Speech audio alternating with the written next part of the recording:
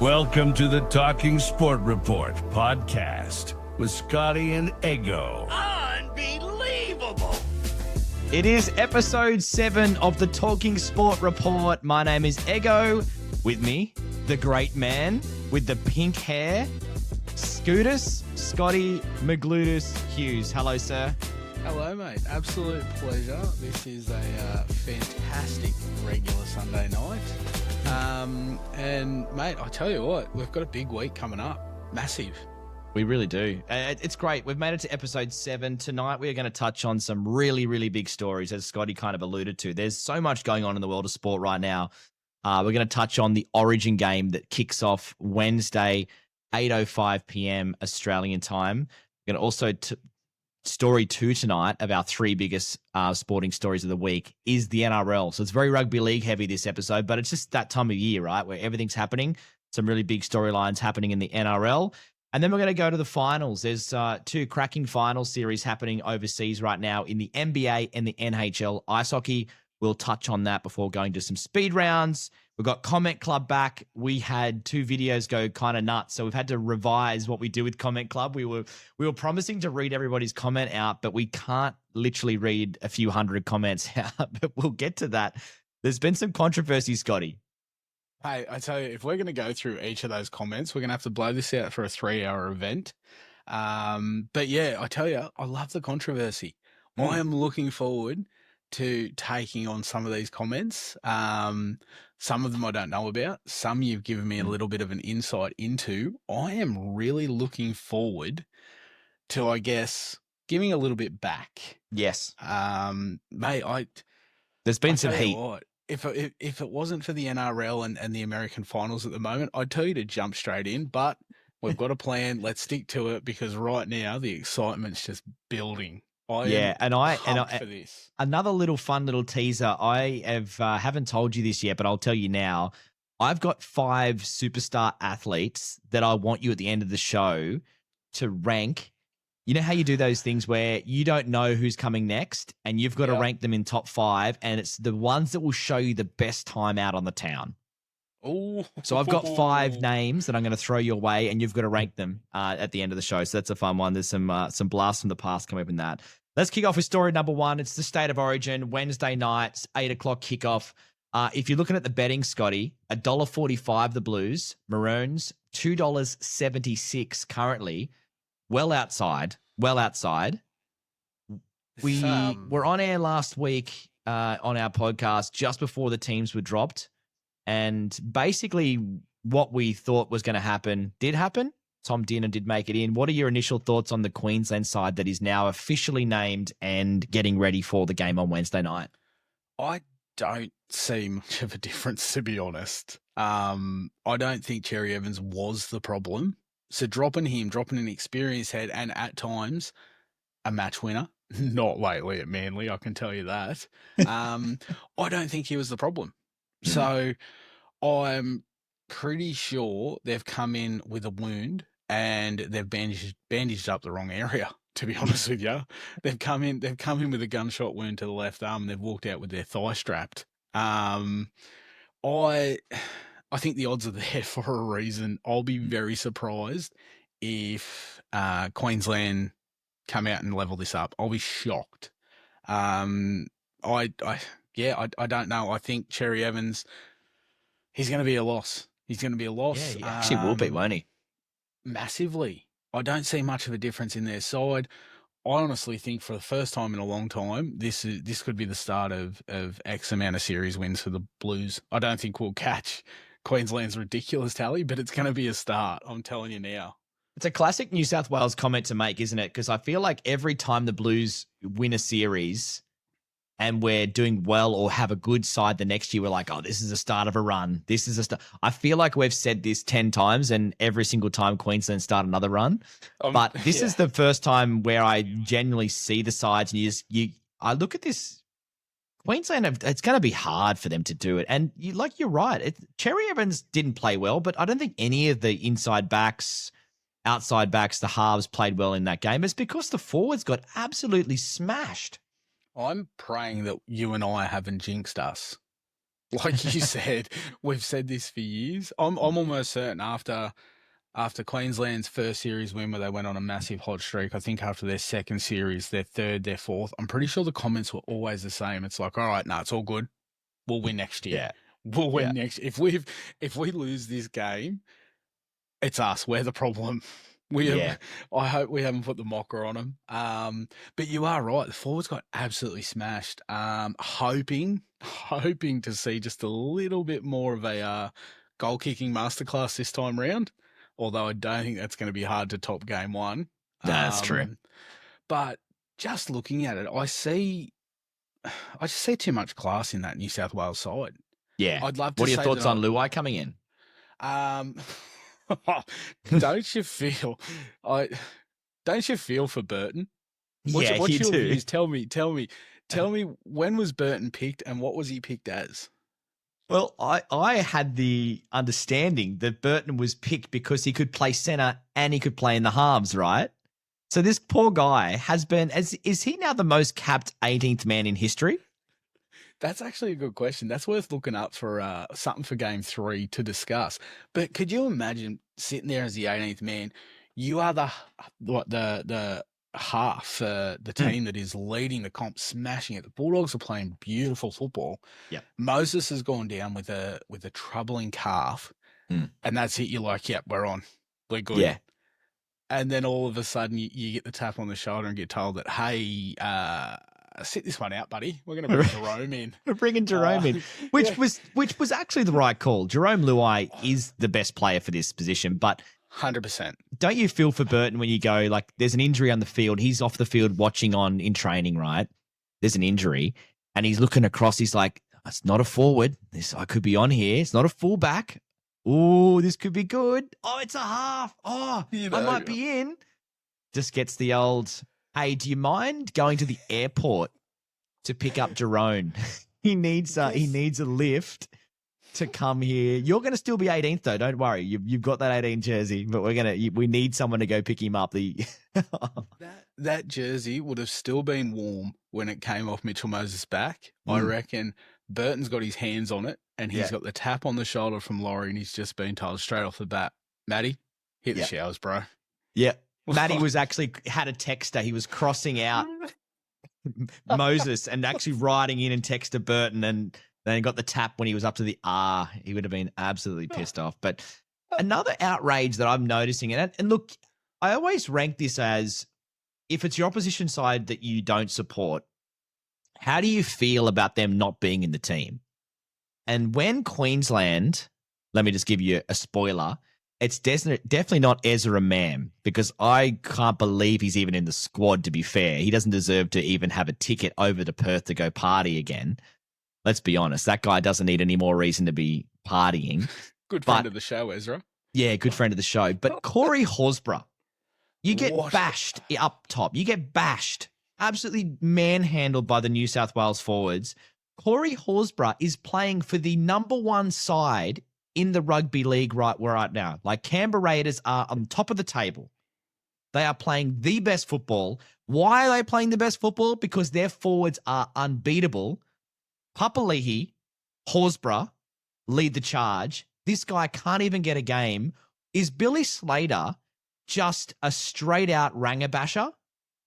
I'm now worried about the hate we're going to get, because you are aware the Bulldogs are sitting first. You've just offended all of Canterbury Bankstown. I never said first. Okay. I said top of the table. Okay. That's Did fair. I not? All right. They are up there. All right. And they were technically first until the Bulldogs won tonight.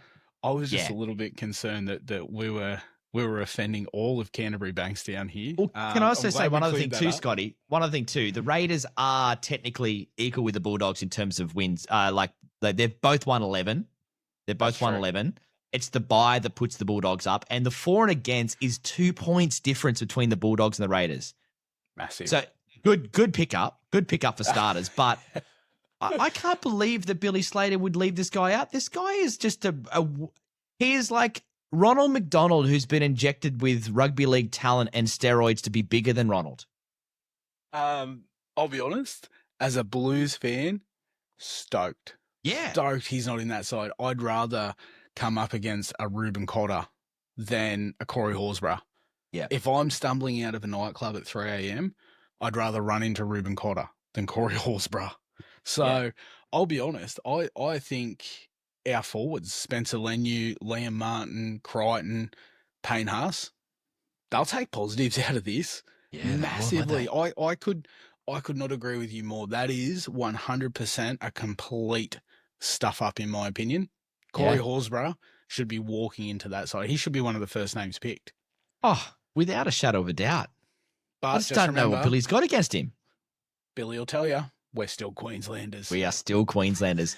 And he knows his position on that extended bench. That's what he knows. He knows that Corey. He actually got a bit upset, Billy, through the week when they were asking whether Corey's been picked. And he's like, it's very, very close. And they're like, yeah, but is he going to get picked? He's like, well, he's here, isn't he? Like, so it means he's going to be close. Like, Billy, just calm down, brother. Calm down. What have you got against pasty white redheads? Because this man is playing the absolute house down and he can't even get a run. Is it hot in Perth at the moment? If it's that hot, could be in the air. Yeah, he's looking out for him. Surely can't be that hot though, right? It's winter time. Yeah, I know, that's true. I'm just trying to find some positives. I'm trying to give Billy just something that he can take to the media. Yeah. Anything other than he's here, isn't he? Mate, as a Blues fan, stoked he's not in that side. I'm absolutely frothing for this game. That'd be huge. I will stay up past my bedtime just to watch it. Yeah. And we win game 2. I'll join the podcast Sunday in my Blues jacket. You got a jersey? I do. It's got a stain on it though, but that's fine. I'll just hide it behind the mic. I think it might have been from dumplings or something. We're just athletes, Scotty. We are athletes. Okay. That's done me. Oh, and the downside is if it's a bloody Maroons jersey, it gets hidden. You know what I mean? Yeah, that's true. But the blue jersey, the sky blue, it just shows off everything. I think it might be a soy sauce sky. No, it sucks. That has ruins it. That's fantastic. They're not cheap either. Those things. They're like $150. I'm stoked with that. That's done. Yeah. Give us some tips, mate, because you are the gamblings man of this podcast. Like, where are you headed for game number 2? What is the sure things we should be betting on? I was only thinking about this earlier. I think we're going to go behind early. Really? I think the Hammers going to score first. Yep. I do think they will come out a little bit fired up. I don't think we'll be expecting it. It'll come against the run and play. Hammer will score first, but I'm expecting Latrell to score. Didn't in game 1. I wouldn't say he had a quiet game because some of his tackles, his defense in game 1 was fantastic, but I'm expecting him to score. You're a safe bet with Lomax, and as an outsider, I'm going to go Utukamanu. On debut, off the bench, he's going to score. He's going to barge over from, I'd probably say, about a metre out. Boom, done. Try on debut. New South Wales to win. Easy. There you go. Chuck on Big Stefano for a try anytime. Yeah, well, anytime. And you know what? Multi that into a Blues win by, what's the line on the Blues win? Is there a Blues win by 12 or something like that? 1 to 12. Definitely. 1 to 12. I'm actually now just getting the odds for Utukamanu. He is $12 decent anytime. $12. $12 anytime. Well, if you multi him up with it, if he's scoring a try, the Blues are winning, right? So you multi him up with the old Blues victory. 1 to 12 or 13 plus. Hey, if he's scoring, is it just a bloodbath over there? Righto, you've multied it up with 13 plus. You get $19.50 for 2 legs. Boom, drop the house on it. If he doesn't score and you're homeless, don't come to me. You know what I might be able to do here, Gamble Scotty? Responsibly. You know what I might be able to put a bet on. If it does come through, I can buy myself a new Blues jersey. One that doesn't have the prepackaged stain on it. That's it. One that I can wear with pride without having to and it's in the middle of the jersey, Scotty. It's in the middle of you can't wear that shit out in public. I'm just shocked that it hasn't come out at all. No, tried everything. You've got kids. I'm sure your kids would be more of a mess than you. And I reckon... Definitely give them a run for their money. Yeah, that's fair. No, that's fair.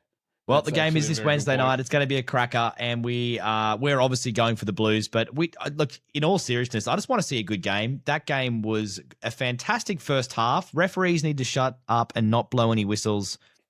Let some shit go through. It's Origin. I don't care Swing a about punch. this semantic, like those finicky little penalties they gave away. And part of it was Queensland's problem, but I still think they just let the game run clear and let it run clean and make it a good Origin game. But let's be honest, that second half was an absolute barrel of shit because no one could hang on to the ball. It turned into just a really an Origin you just want to forget. And after seeing Game 3 last year that was so awesome, I'm just hoping for a good game. Do me a favour, Queensland. At least kick off once to Spencer Leniu. Please. Yes. Please. Give He would Spencer be a run. so fired up now. You know what He they needs- should do? They should kick off to Spencer and bring. This is where. See, in my mind, I want to see Spencer kick off and run at the big man, the big Corey Horsburgh. Now, wouldn't that just be a clash? Spot on. But instead, he's just going to steamroll Ruben Cotter. That's it. Disgusting, Billy.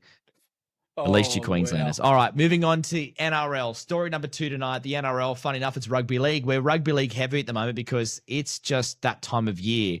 There's been some funny storylines, and you're a Manly supporter. We've got to go over that. I'm a Knights supporter, so I've got every reason to be upset every single week because we need to fire our coach. For one, I think he's absolutely Same. the fact that last week he abused the Newcastle Knights fans for booing a piss poor performance for 40 minutes, which actually turned out to be the best thing for them because they came out and won the second half against Manly. But Adam O'Brien has to go. Get rid of him as fast as we possibly can. But there's someone else who's potentially got to go. But that's the problem. So, Knights fans, there are quite a few of them. A mate of mine, Knights fan, wants Adam O'Brien gone. A lot of Manly fans, they want Seabold gone. That's They interesting, want isn't it? Seabold.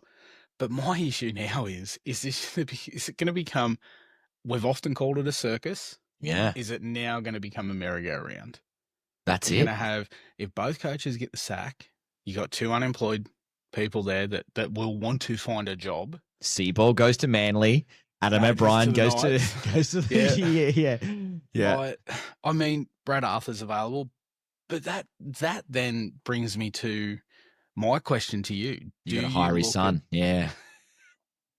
He's still at Manly. Is he still at Manly? What is going on? That's your problem. That brings me to this point. Do you just back the merry-go-round and go, oh well, shit, we'll be shit for another 3 years now, or do you start putting your faith in former players that are assistants? There are a few out there. You know that yourself. Dimmick, Matty Ballin, Michael Ennis. Sorry, I just looked at one assistant, Trent Barrett. No one's given him another head gig. Every time I hear the word Trent Barrett, I just have flashbacks to Nathan Brown slapping him in the face on the sideline of that game back in the day. Do you know what? The more that I've watched Trent Barrett coach, the more it was evident he deserved that. Yeah, He did deserve that. yeah. But yeah, You know what, he's a good assistant coach. He's a good attacking halves sort of like coach. I remember he was coaching the Panthers for a while there and had their attack going on fire before he then went to the Bulldogs, I think, and that was a disaster. But he's not the coach for you, right? do you support the merry-go-round, or do you back your club to go in for an untested assistant? What's your views as a Knights fan? I'll say it now. As a Manly fan, we can't do any worse. Seabold's got an anti-dropping policy. You could play shit. You could be you could be running on half a leg. He'll pick you next week. He will pick you, and he will stand by it. Yep. I don't know. As a Knights fan, like Adam O'Brien, you wake up tomorrow morning, Adam O'Brien's been sacked. Oh, Who do you want to see? instantly hard. Stricken with rigor mortis. Instantly hard.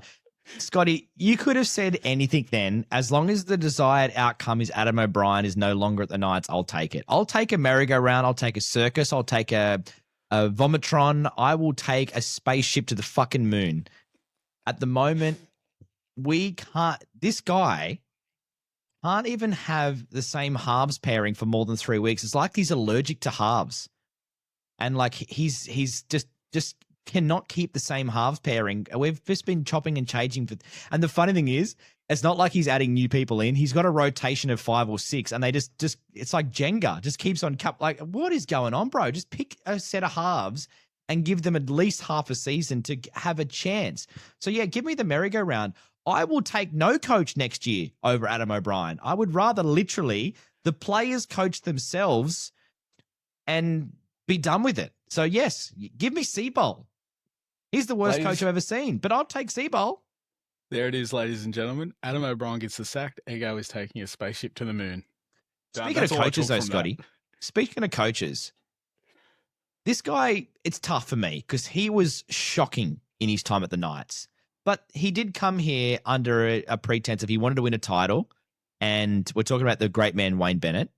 Oh. He brought a lot of older players in, which kind of started that mold where the Knights then, after Bennett left, the Knights then won 3 or 4 wooden spoons in a row. So he's one of those ones where if you side not in the perfect position to be a contender, then you have a big issue with having him as your coach. But I have to give him credit because this week there's been a lot of Wayne Bennett talk. And I wanted to bring it up. Firstly, Phil Gould through the week was talking about some hijinks at play where he thought that the Rabbitohs were trying to hide Campbell Graham so he wouldn't be 18th man. So then they would pick, the Bulldogs would then have to pick Burton as the 18th man in State of Origin, and that would make it harder for them to win. Like, and Wayne called it out. He's like, if you're buying anything that Phil says, then you've basically got no idea. The next part of this is why he's an incredible coach. The scoreline, I believe at the time, was 18-0. It was. 25 minutes in, or I think? Yeah. 8 minutes to go in the half, in the first half. 32. Okay, gotcha. There's a lightning storm in Sydney. I'm in Sydney. It was pretty bad. It's one of the worst storms I've seen for a while. I was like, wow, this is quite intense. So they bring the players in, unprecedented event. I think the last time that happened was, I think, an Anzac Day game one time many years ago. Yeah. So they bring the players off. They were off the ground for 29 minutes. Now, watching Fox, they're like, wonder what Wayno's going to say to them. You know, they're down 18-0. They need a Wayne speech. Like, what's the words of wisdom? Post game. You would back the coach being in that shed. 100% totally. You would. 29 minutes. All right. Serraldo was probably down there giving everyone a body massage. What a coach. What a coach. What a legend. What a legend.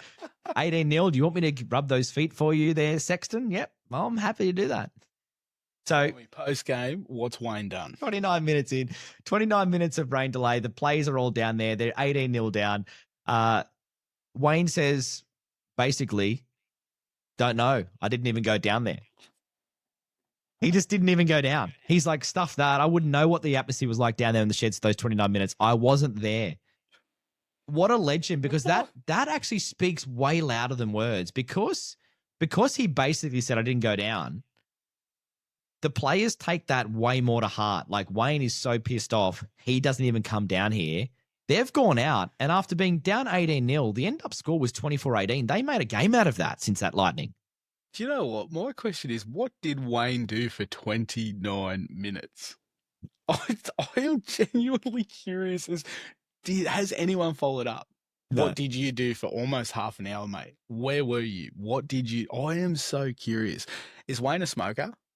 Wayne has no vices. Wayne doesn't drink. Wayne doesn't smoke. Wayne doesn't even wank. Wayne would have just sat there staring at the fucking window for 29 minutes straight thinking, why am I coaching these bludgers? Wayne doesn't even Where are wank. you? That is fantastic. Where are you, Latrell?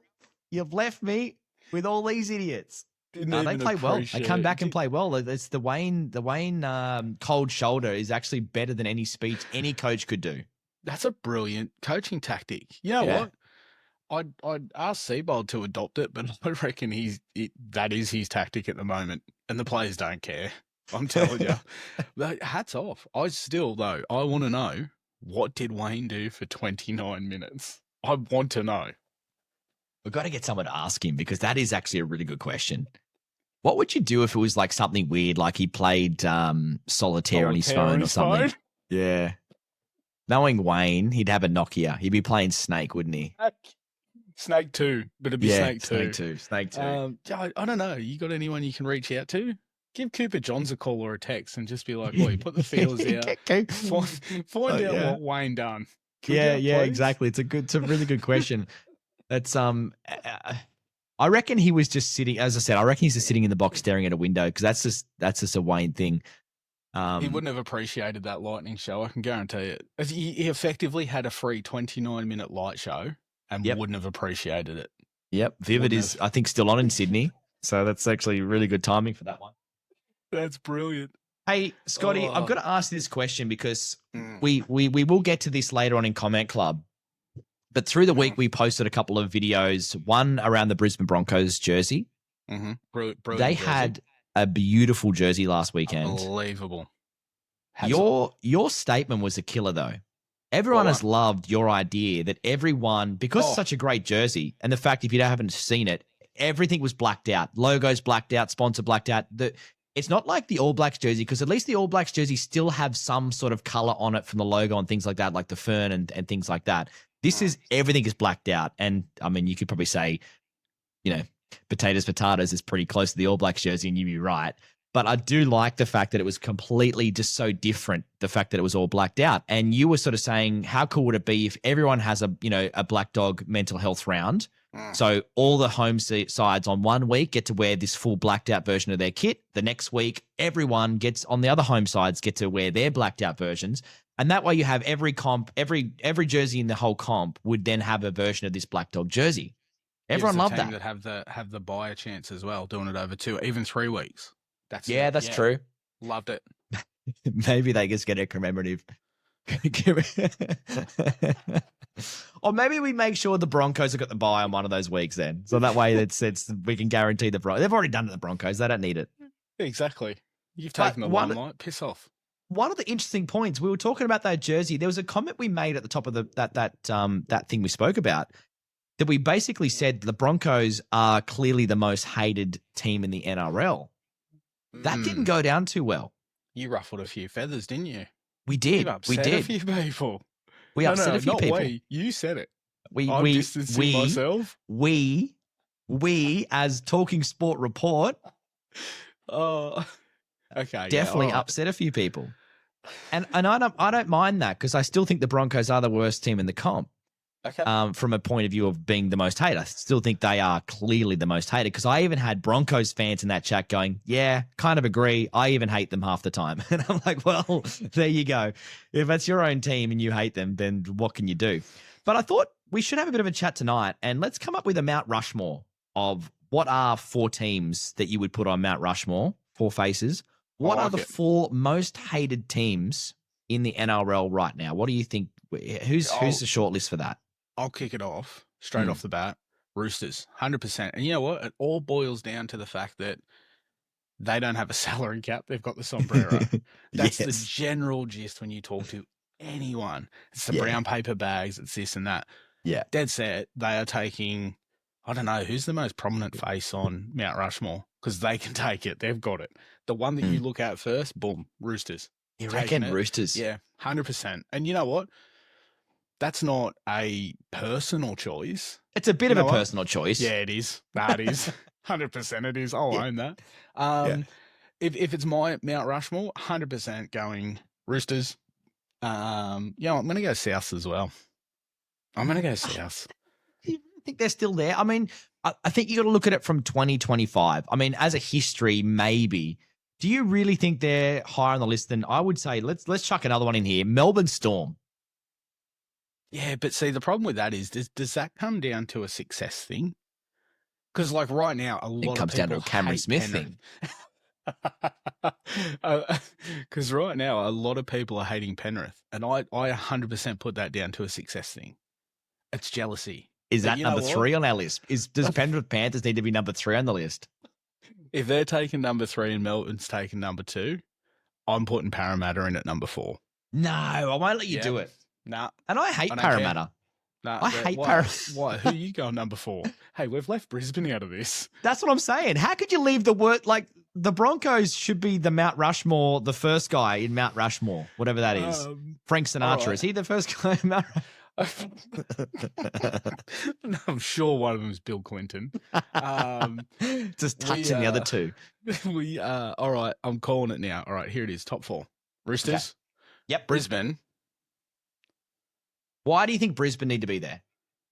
Because you said so. Oh, that's it? But why would you hate Brisbane? Again, I think it comes down to a success thing. That's why. So? Yeah, and it's a success thing from the 90s. 90s, they were brilliant. They just seemed to be in, I swear they were in every freaking second grand final. And they had a bit of a salary cap issue too, right? Well, that side in the 90s, like they just had, you just look at their side going, they've roosted this. Like it's so stacked. Like at one point, I think they had like 8 of the 13 run on for the Australian team. You're like, okay, well, this is a bit ridiculous. How are they all fitting within the salary cap in the NRL? That's a good call. See, now this is tough. We're confining this to 4. So, I mean, do you really throw Penrith in there for the fact that they've been successful? I think they're pretty hated. Yeah, again, I think it's a success thing. All right, so what do you reckon? Brisbane? Roosters? But I don't think success I think success is a definite reason why people get sick of seeing the same thing, so they potentially hate them for that exact reason. Oh, but I hate Queensland more because of 9 in a row. So, yeah, actually. Yeah. All right, then. Okay, so Roosters? Yep. Brisbane? Yep. Penrith? And you really think Melbourne as number 4? Wow. Because if we lock them in as number 4, I want a little bobblehead figure just on top of it that's Parramatta. I need them in there if I can. They have to be. And in saying that, though, I'd happily throw Manly in there. I'm a Manly fan, but yeah, Manly probably need to be close to being there, right? They're pretty well hated. They could take Penrith's spot, to be honest, and I don't think Manly fans would lose sleep over it. All right, let's wrap this up then. Okay, so right now we're going to extend our Mount Rushmore. The most hated NRL clubs right now in the NRL. Say them and give me a quick statement as to why we think they are the most hated. Roosters, because of the sombrero. Manly, because everyone just hates Manly. I think you're raised that way. Melbourne, as you said, it's a Cam Smith thing. Actually, it's a Billy Slater thing as well. And it's also a Melbourne thing. It's an everything thing. They're from Melbourne. It's annoying how successful that club has been since the start. Maybe it's a bit of a Brett Camorley, Andrew John thing for me. That's going back some. Chris Anderson. I'm going Parramatta for sure. Parramatta, every year's their year. Every year's their year. That's true. It gets That's tiring. true. Yeah. And all right, we will throw. Did we say Brisbane? Brisbane are going in there. The Broncos have to be in there. Yeah, because if you've got Ezra Mann, Reece Walsh, a whole bunch of these superstars that are basically the most biggest prima donnas out there right now, I think they're talented as all hell. Like they are such a super talented, awesome rugby league team, but they carry on like they've won 7 premierships and they've won a duck egg of recent times. They lost the unlosable grand final. That's true. Even their fans don't like the Broncos half the time. And it's annoying they had one of the greatest jerseys of all time, but if the Broncos aren't on that list, I'd be very disappointed. So let's chuck that down. Here it is, top 5. Ready? Done. Roosters, Brisbane, Manly, Melbourne, Parramatta. Done. Seal it. We're going to chuck this up on our social pipes at Talking Sport Report on TikTok, Instagram, YouTube. Comment below. Tell us who you think is the worst team, the most hated team in the NRL and why. And then we'll come back next week and we'll lock in our number 3, gold, silver, and bronze. This is going to be juicy. Done. I like that. All right. Moving on. How good at the moment are the American sporting finals? NHL. Oh, yeah. NHL right now sitting at 3-2 to Florida. I did call it last week that I'd love to see Florida win it again. That way your daughter only knows one NHL winner. Yes. Mate, goals galore. It's freaking fantastic. Like 5-2 today to Florida to put them 3-2 up. Oilers done them in game 4, 5-4. Panthers done the Oilers in game 3, 6-1.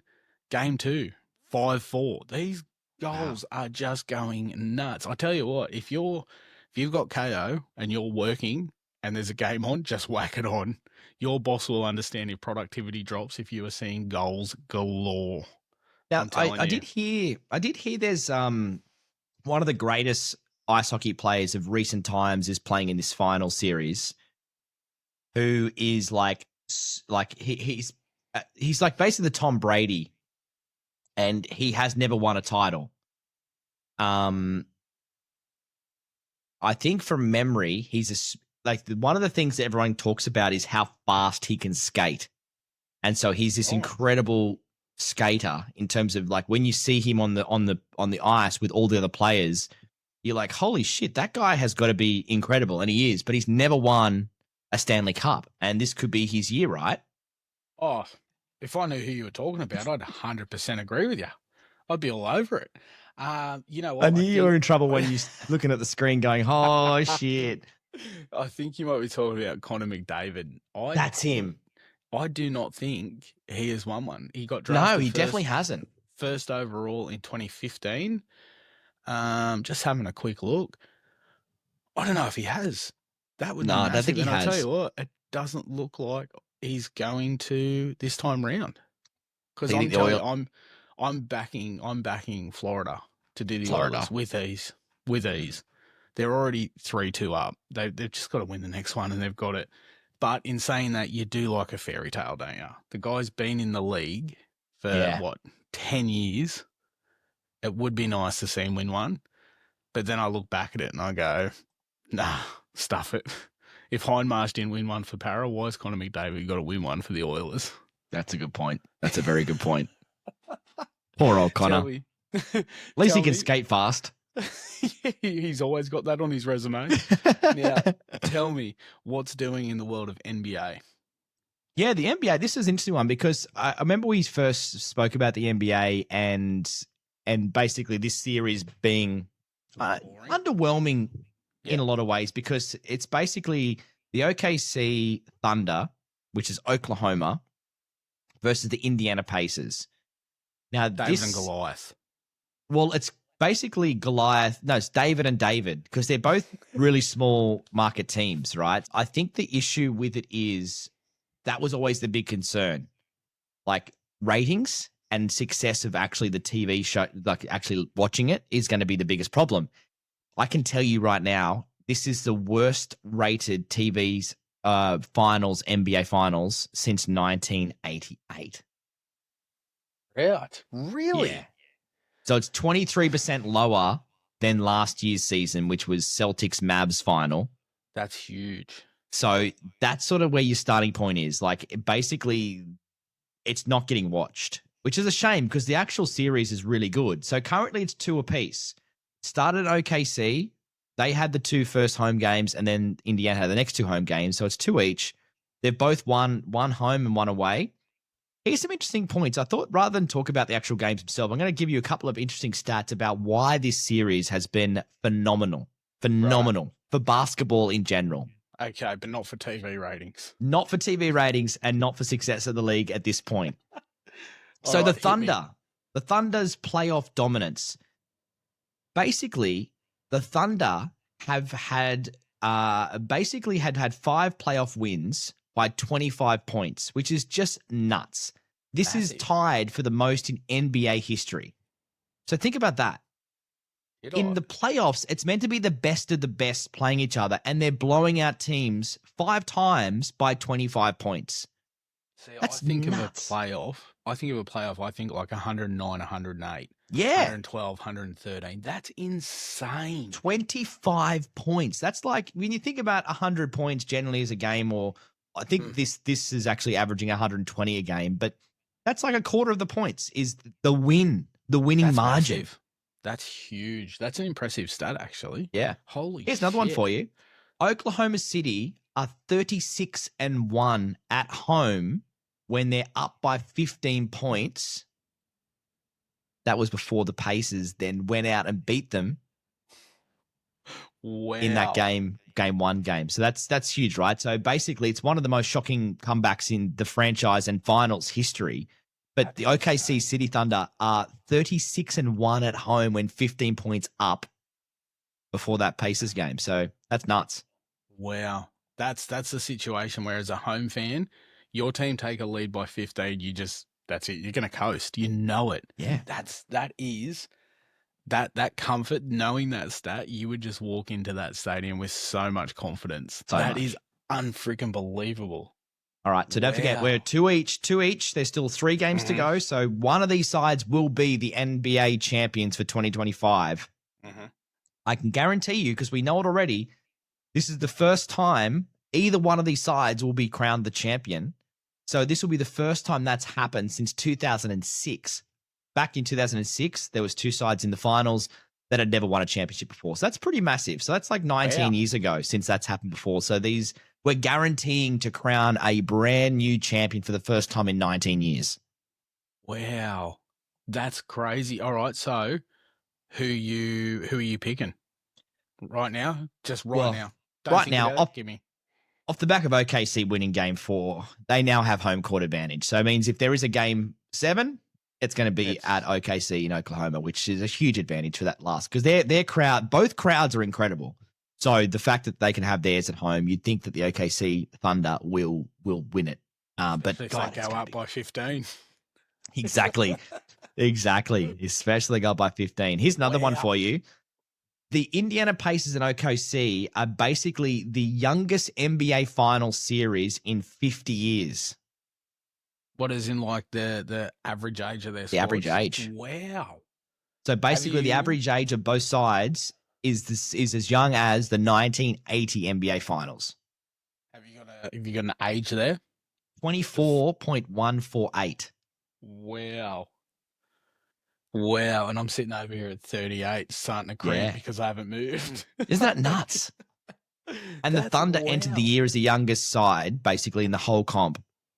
It's just insane. The fact that both these sides are super, super young. This is basically the youngest finals game since 1980. So you kind of understand why we have this issue with TV ratings. Soft to them, though. They're not established. They're not established names, are they? They're building. They're building into something, which is really good. That is, hats off. That's brilliant, those figures. Yeah. All right, what have you got? You got one more? I've got one more for you. Hit me. This is an interesting one. Okay. The Pacers have got a perfect post-loss streak in the finals. What that means is every time the Pacers have lost a game in the finals, in the playoffs, they have then won the next game perfectly since March 15. The Pacers lost game 4. That would mean that they will, if the streak is correct and they continue the streak, they will beat OKC at their home and then be able to take game 6 at their home to win the title. Okay, so going off that, Pacers are going to win the next one. Yeah. Then they'll lose. And wow. So at the moment, this all pans out as going to be a Pacers win in 7. Well, Pacers win in 6 if it pans out this way. Well, yeah. So the Pacers would win away and then have game 6 at home in Indiana to steal. And it would be a steal because they were like 80-1 coming into the playoffs, like 80-1 to win this damn thing. Well, it's that's just huge. Unprecedented. In saying that now, Pacers are paying $5. Multi that up with Utukamanu. Anytime try scorer. Jeez, that would be good odds. That would be very good odds. Wow, that's fantastic. Yeah. I've never, you know, yourself, I'm a Celtics fan, but I tell you right now, I am so on this Pacers bandwagon right now. Oh, I'm all for it. They beat the Knicks, and I still love them for it. Like, they are just such a great team, and they're so much fun to watch. But so are OKC. It's been a really great final. So if you get a chance, it's on Disney+. It's on Foxtel, obviously, as well. Watch it on ESPN. The NBA Finals, there's the next game, I think, would be tomorrow, Australian time, Monday. Game 5 will be a cracker in OKC. We're guaranteed 6 games at least, so there's 2 more to go, potentially 3 more to go. Tuesday. 10:30, Tuesday, 17th of June, 10:30, Great. Thunder versus Pacers. Fantastic. Get on Beautiful. board. Get on board. Now, a bit of a speed round here before we get into the last little bit of comment club, Scotty. The World Test Championship has been 1-1. South Africa beat Australia. South Africa Excellently. deserved to win. We played like shit. One thought I need from you. Marnus Labuschagne. I will tell you now, if this wasn't a podcast where obviously sound is necessary, I'd be asking for a minute silence for Marnus's career because it is munted. Yeah, it's done. You think he's played his last? He's not going to play in the Ashes, right? Well, he'll go to West Indies for sure, but if he doesn't perform over there, he's done and dusted. Oh, get rid of him now. Like, I love you, Marnus, but get rid of him now. Start thinking about the future. That side is very, very old. Yeah, you are right. Get some players, get Inglis in there, or just bring someone in that can play in the middle order or the top of the order, and just give us something for the future. I should have wore a black armband today for Marnus's career. I think they all will be next game in the West Indies, and you're definitely going to see him in the Ashes. So goodbye, Marnus. But that was a terrible loss in the end. It was, and did Cummings take 6 wickets in that first innings? I think, yeah, or maybe 6 for the game, but it was he bowled beautifully in that game. Yeah, To be fair, Steve Smith played well. Webster did well in the first innings. Steve Smith dropped a really easy catch. But then you look at Carey, shocking first innings, great second innings. Hazelwood just bowled nice line of length the whole game. Nathan Lyon did hardly anything, but it seemed like a wicket for the seamers and the pace bowlers, though, right? Yeah, it was. Let's move on. Dead set. Yeah. You and I both grew up in a time when Australia have, and I guess still in a sense, dominate world cricket to an extent. Let's not dwell on it. Let's move on. We've got the West Indies coming up. Surely we bounce back. Surely. Yeah. If we don't, then there'll be an armband raised on both of our arms for Australian cricket. Cricket Australia. Yeah. 100%. Quickly touch on the US Open golf. It kicks off in the morning. Adam Scott is one off the pace. So hopefully when you're listening to this podcast, Adam Scott is the US Open champion.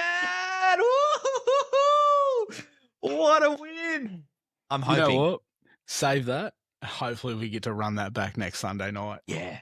Well, That's apparently brilliant. the rough is really rough. So, like, it's a foot deep. So, if Adam hits one into the rough, he might be there for 45 shots. So, he'll be not the winner. And they reckon anyone from 10 over or 10 behind the lead could still win it because of how friggin' hard this course is. And the weather's been playing out pretty tough as well. So, great to see an Aussie, though, on the top, tied for second currently. He tees up at 4 in the morning on Monday morning, Australian time. Oh, the rough's actually rough. Yeah. It's like saying the ocean's wet. Jesus Christ. It's rougher than rough, I think, is the point. But yeah, you're right. It's fancy that. It is what it does what it says on the box. I will. You know what? I'll tune into that tomorrow. If my boss is listening, I will be productive and I won't be watching golf. I swear. At all. At all. It's time for Comment Club. Normally I ignore all the comments. I get a lot of them. I've got to get paid for this crap. Thank you, Donald Trump. The Comment Club is back. So basically, this is our segment where we read out all the comments from our social media at Talking Sport Report on TikTok, Instagram, and YouTube. You can search us, subscribe, or follow us there. Normally, we do read out every single comment we get because we get fuck all, right? I think the record was last week. We had 13 comments. We were like, this is a great week. This is brilliant. Blown us away. This week, we can't read out all the comments because we had 2 videos go a little bit nuts on TikTok, fun enough. Both now over 100 comments each, which makes it really, really tough to read out every single comment. But I think it's worthwhile touching on some of them. So we're going to touch on some of the comments in Comment Club today. Let's kick it off with one of your ones, Scotty. We did the cricketing goats. Yes. So Scotty picked the top 5 cricketers of all time. You landed on number 1. What were your top 3? Recap us top 3. I think I had number 1 was Warney. Did I go? I'm certain I went Tendulkar and Brian Lara. Yes. I think. Yeah, you definitely did. You definitely been a long did. week. Brian Laurentine. It's been a long week. So that's fantastic. It's your goats, and you don't even remember them. I had them written down so I wouldn't forget. Fantastic. Well, we had a couple of comments on that. So Chad Stace, one of our mates, jumped on Instagram and said for him his top 5 was Steve Waugh, Sachin at 4. 3, he tied up with Glenn McGrath and Shane Warne, which I think they're fantastic. Mm-hmm. Number 2, Jacques Callis. What a legendary South African. And at number 1, the great man, Ricky Punter Ponting. And I can't argue with that either, because that man has got test records galore with his batting. I mean, that 100 he hit in both innings of his 100th test match at the MCG was just special. Yep. And a great Xbox game as well. Fantastic Xbox game. So thank you for Chad on that one. He also recalled his 2003 World Cup final knock, which was outstanding against India, got them the win on that one.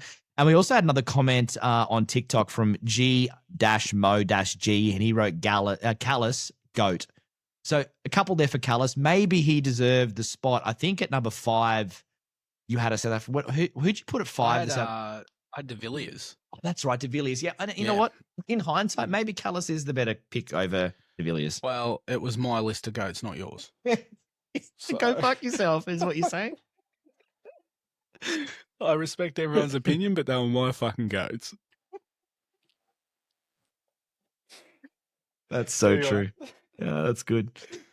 All right, so we had a real fun one through the week. We basically attacked Ezra Man by saying, how can a guy who got done drug driving could possibly get a call up after being back for 3 games after suspension, get called into the Queensland side, and if he even gets a chance to play is outrageous. Looks like he's on the extended bench, but even still, the fact that he's even in the squad is ridiculous, considering that this guy doesn't deserve to be playing representative football in the year this happened. He endangered lives. He was drug driving. He was convicted. He did, the whole thing has happened. He's admitted it. Mm-hmm. There should be more done on that. Like, it's ridiculous the fact that he's even there. So we get a couple of fun comments on that we did last week. So get off your high horse, mate. There have been players like Russell Packer who have done actual jail time for assault and still managed to play NRL. We weren't talking about the NRL. We're talking about representative football. But anyway, Payne Haas's mum murdered somebody. Should we stop him from playing because there's a bad look? Ezra Mam has done what the NRL required, and he's fine to play on. Well, we're not talking about Ezra Mam's mum, are we? No, we're not. And we're not. She's a lovely lady, I've heard. Well, she may be. She's probably driving Ezra to training as we speak. The only one left. No, you know what? No, I agree with that. Let's piss Payne Haas off because his mum murdered someone. Yeah. We're going to have to get punished for your mother's actions. No, I'm all for that. Payne, you're out, bro. Sorry, mate. What a shit argument. And also Russell Packer, again, we're not saying Ezra Mam should never play NRL again. We're saying he shouldn't be called up to the Queensland side to get more money. And I found out through the week, it's actually $30,000 to play in an actual game of. Why are we giving him more money? Absolutely. And I I told you, we agreed on that. That 30 grand that he's going to get is 100%. That's going to be a couple of bags for the boys on the way back from Perth. Definitely. Yeah. Definitely. Yeah, 100%. No, I these comments, you know what? I love them. I love the interaction. Defend him all you want, but such a shit call. Funny you mentioned bags, Scotty, because Josh Steele on TikTok wrote $100 on the guy with pink hair. That's you, Scotty. Having a few 8 balls in the past. I will have you know, I suck at pool. I was almost going to comment saying it's okay to know how much something costs. Doesn't matter. Oh, you know what? That's my favourite comment this week. Yeah. Good on you, Josh. Thank you. Absolute character assassination of poor Scotty. No, another comment. Another comment was, "Hey mate, you just believe in what's written in the newspaper. He wasn't done for drug driving or drink driving. He was charged with drugs in his system, which is a bit different. How about you read a little more and get the facts?" How's that different? So technically, Yeah, this guy is an absolute. This is urging 1978. So does this mean that if you don't get done drink driving unless you got a stubby in your hand? You could be fucking blind, but if you haven't got a stubby in your hand, you are not drink driving. Not drink driving. Thanks for I think clearing old that mate up, missed the point. I think the whole point, he was under the influence, which means by definition you were drug driving. He admitted he was drug driving. It's not like Ezra Mams going, no, I wasn't doing it. He basically admitted he was. He took the punishment and went on from there. Well, if they've pulled him over and he wasn't racking up, was he really drug driving according to this Well, bloke? Absolutely not. Wow. Absolutely not. Oh, Pisser. That's pisser, that is. I love it. yeah, there's been some fun ones on here. So there's another great comment. Another video we did through the week was we commented on the Brisbane Broncos black jersey, saying it was the greatest. And we said at the top of the comment that the Broncos were the most hated side, and I'm Good Champion on TikTok writes, wait, worse than Manly, the Dogs, or even the Wars? He was hell upset, but luckily we've said Manly is up there with one of the worst, so we've come back on that. And I'll just say, what was that username again?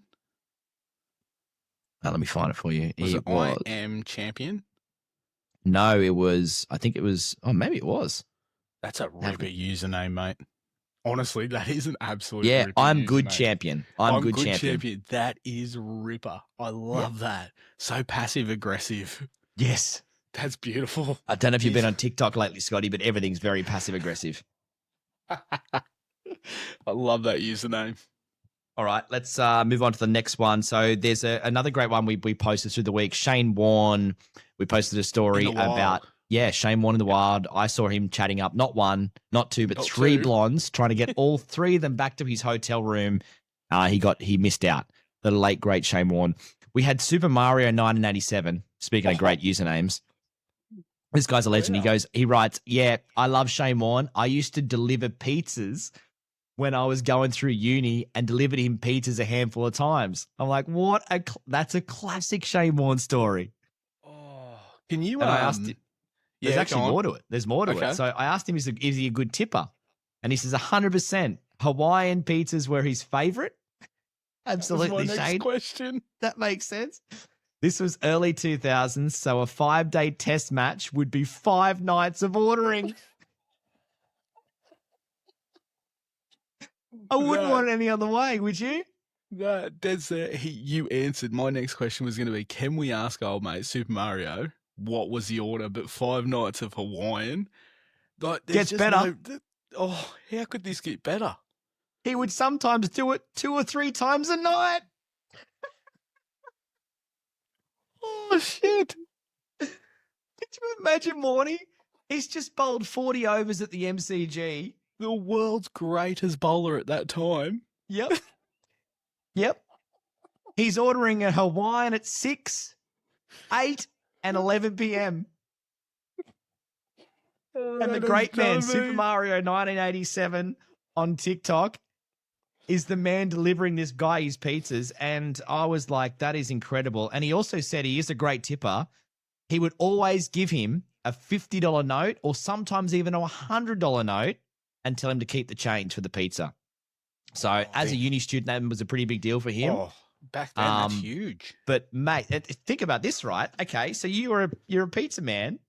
You're delivering 3 Hawaiians to the great man Shane Warne, and you're getting tipped that kind of money every time. Are you going home after the third? Wage. That's your weekly wage. Shit. Oh, you would be praying that Australia just had back to back tests, or the test ended. The test series ended in that city, and the one day has started in that city. Super Mario would have been licking his lips. His bank account would have been frothing. Absolutely. That is insane. That's such a ripper story. Thank you. We got one last one to wrap up on tonight. It's from our YouTube channel, and it's actually a comment on our episode 6 of the podcast. So this man has gone and watched the podcast. I'm going to call it right now. Mm-hmm. Currently, Talking Sport Report's #1 fan. Happens to be related to me, so I don't know if it really counts. Mr. John Scrow. So he writes, it's my brother-in-law for anyone who's playing along, so he has to like this. Otherwise, his wife will probably bash me up. I don't know. She's way more fiery than anything. But no, John writes, "Hey, Matty and Scotty, great banter, boys. Keep up the great show. What is your favorite State of Origin game of all time?" Oh, wow. Mine is the one when Andrew Johns comes back, gets the SOS from Gus. Remember that game 3 where I think it was game 2 and game 3 where he ended up winning the series for them. But basically, I think they lost game 1, if my memory serves me correctly. And then he stars in the last 2 games to bring up the overall win.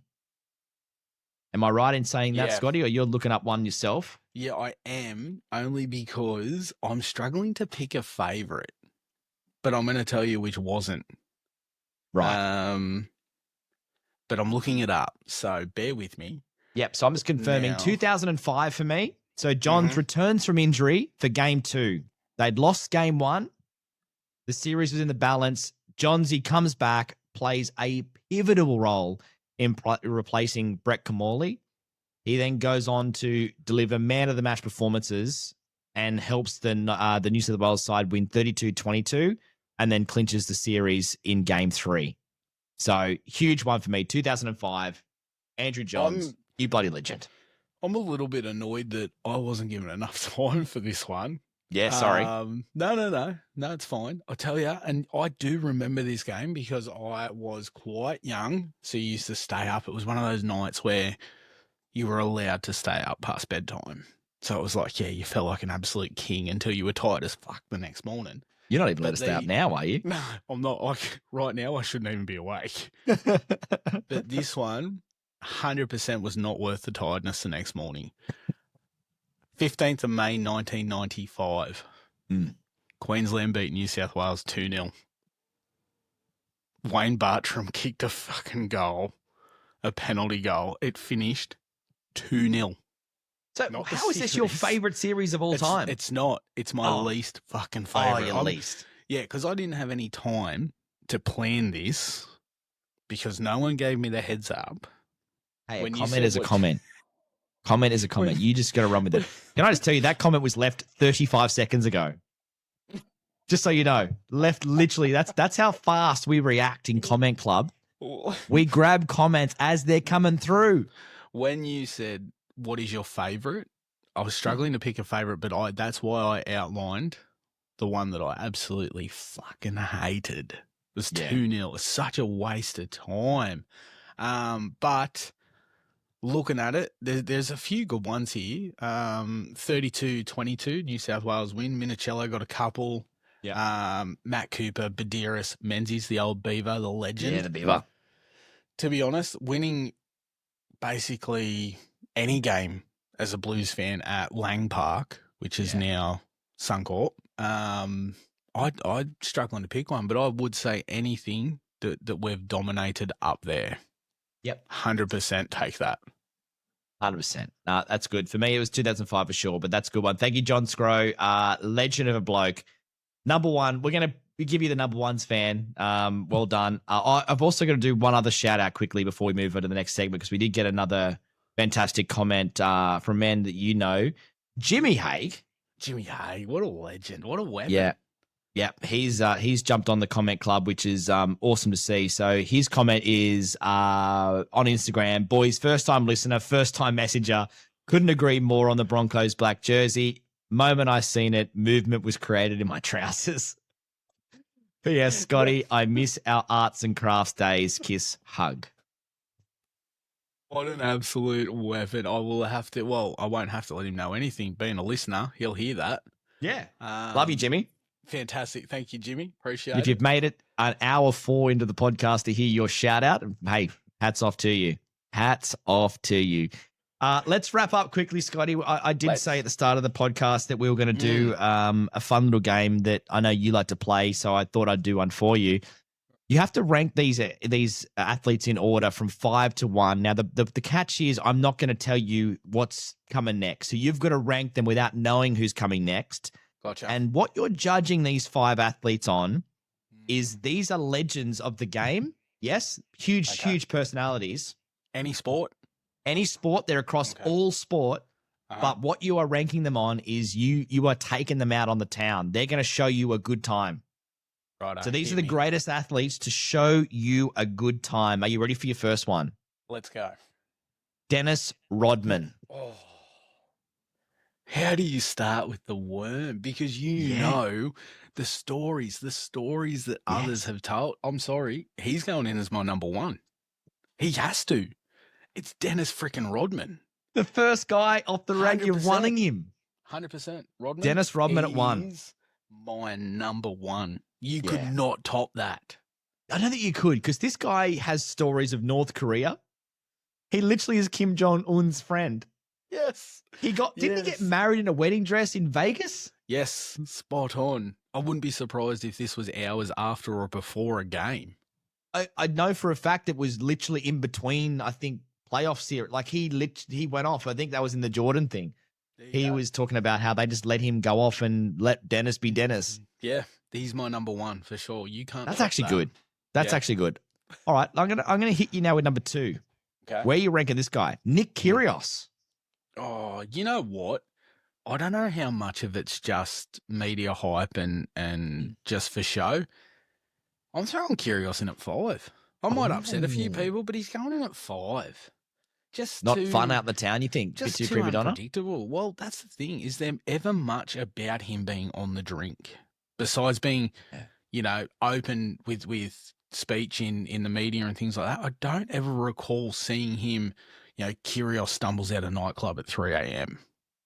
But you will get a nice drive in a nice fast car. Yeah, but I'm not here for that. I'm here to take these athletes out on the town for a bender. That's true. That's true. So Well, you can have no problems with the next guy. Right. Number 3, where are you going to rank this guy? Tiger Woods. You know what? He's going at 3. Ooh, okay. Yeah, he is. So, no reason why, but I feel like you're going to come at me with at least one more loose unit. Yeah. Come on, who you got? Who's your 4th? Recapping. So you got Dennis at 1. Yep. You've got Kyrgios Nick at Kyrgios 5. at 5, and you've got Tiger at 3. So Bingo. far, it's looking like any of these would be great. Mm-hmm. All right, the next one. John Cena. Oh, nah. 4. Oh, 4. really? You know why? Why? I may have watched Total Divas once or twice. Remember the old reality show with the women No, I wrestlers? don't. Yeah, Oh, see? yes. Now, I thought you were saying like a movie or something. I'm like, No, it's clearly so- a B-side. When he was with whichever twin he was with, he was Right, he just was. so anal. Not allowed to light What? candles in his house. Oh, I thought you meant he liked it up there. No. Oh, if he does, he's going at 1. I just like to fuck her in the ass. That's brilliant. He just was just obsessed with anal. And I don't like that on my time out in the town. It's always that's fair. tickling the bumhole. Cena's going at 4. So who's me Cena's number at 2? 4. Who's All me right. number 2? All right, so you got Kyrgios at 5. John Cena at number 4. Tiger at 3. Woods. Yep. Who's Dennis me at 2? 1. Yep. Cameron Smith. Oh, the golfer? No. Oh, that's fucked my night.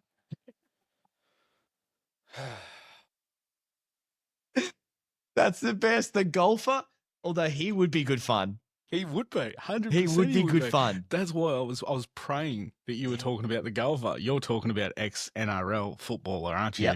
Yep. Yeah. You've ruined this fucking list. Yep. You're taking out. You think Cameron Smith is the second best? Well, there you go. You've got me. You've got me. You've got me on a technicality. You are correct. Yeah. But it's all good though because my first preference, Dennis. So I'll still be out with Dennis. And can I just pick it? I mean, I know Tiger Woods. Just putting him at 3, thinking there's going to be someone better than Tiger Woods. Wouldn't you think Tiger would be just one of the ultimate partiers? Yeah, like he's got a track record. You could have come at me with OJ. Yeah, that's true. I wasn't sure. You could have hit me with Warney. So I Yeah, didn't that's know true. where we were going. So Instead, I slapped you with a big Cameron Smith turkey. I'll remember this. I will fucking remember this. That draws an show. end. That draws an What a end to show. Talking Sport Report. An hour and 9 minutes. I hope if you got to this point, then Jesus, you deserve a medal. At never any point have we ever said this show is worth listening to for longer than, I don't know, 45 seconds. Would you say? Is that a fair analysis? That's stretching it actually. Yeah. But, Yeah, mate, absolutely. What a show. What a show. That's it. Let's- Hour 10 talking shit. Loved it. It's Love brilliant. it. The Talking Shit Report is over for another week. If you would like to follow us, please do at Talking Sport Report. We have an email address, talkingsportreport@gmail.com. And of course, please, if you do get this far, you clearly must be listening for a reason. So give us a 5-star podcast review and submit that son of a bitch for us. We'll be back next Sunday night, and we'll be coming in hot after Origin. Yeah, So that'll be interesting to see what's happening around the NRL and the world of rugby league, plus the world of sport, tackling the 3 biggest issues of the big stories of the week. Scotty, love you. Been a pleasure. See you. Talk to Bye. you soon. See you, bro.